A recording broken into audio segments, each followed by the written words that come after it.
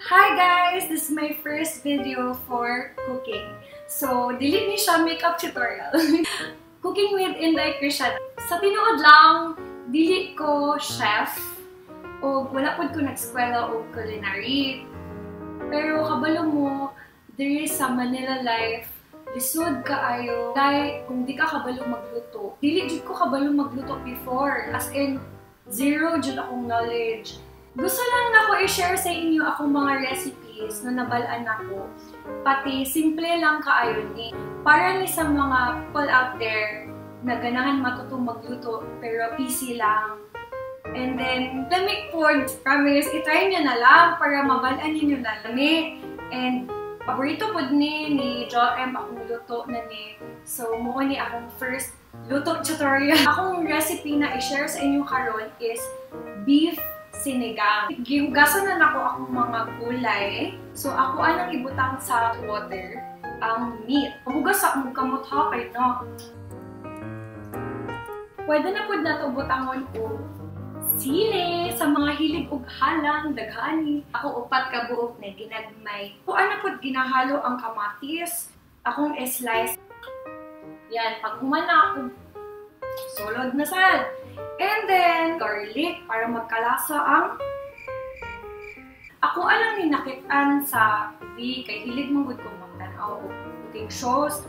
So, ang uban na ginabuhat nila sa garlic, wala nila ginatanggal ang balat kay mas malasa daw. Kung anin, slice into half.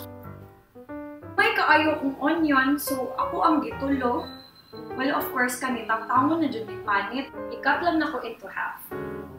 I use patis instead of salt, okay? After, butangan na itong pepper. Depende sa inyo kung sa ka-peppery inyong gusto.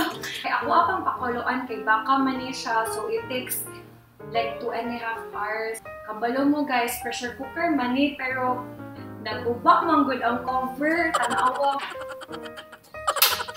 Naguba iyang nilap. Since wala cover akong pressure cooker, na ako'y nag-google na ay technique para mas kusog po ang pressure niya. I-cover na lang og foil guys.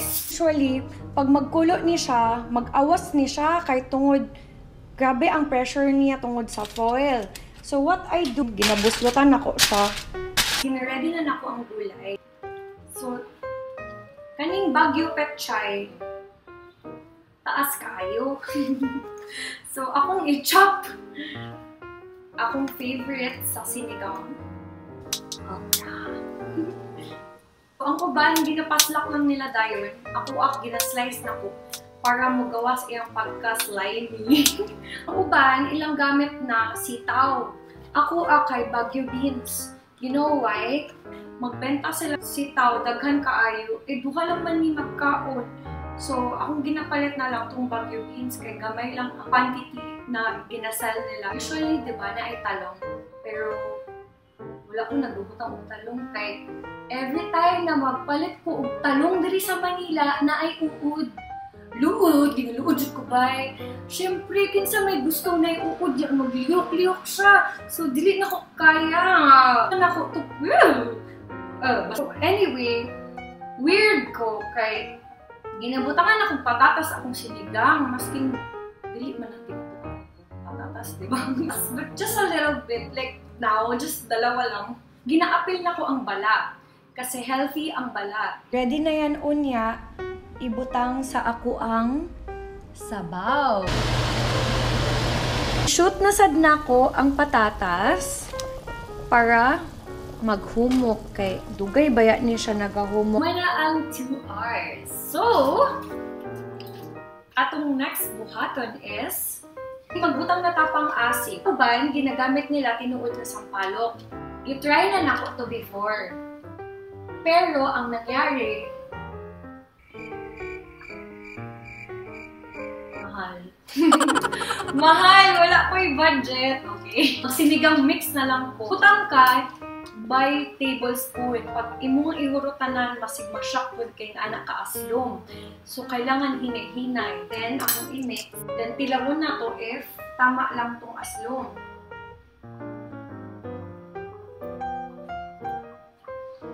So, diyan mo mabalaan na, kulang pa din.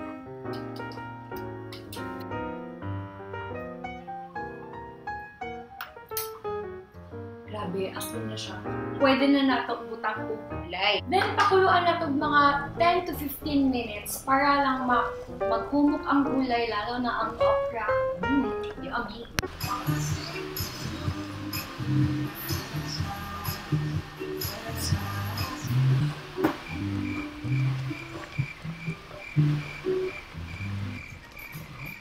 This is it! Mga unata!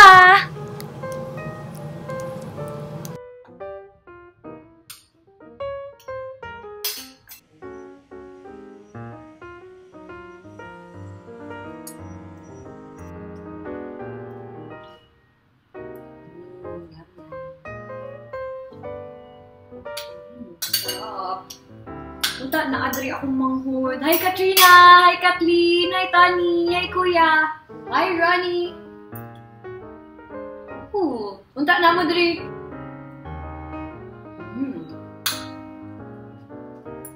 Guys, ako ano ning i-enjoy akong pagkaon.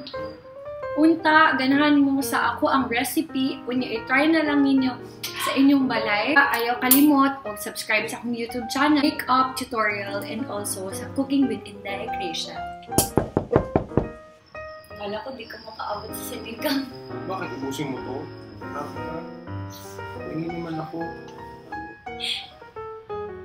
Good for 2 man yan. Kaya na. Ikaw man yun ubusin. Dapat na.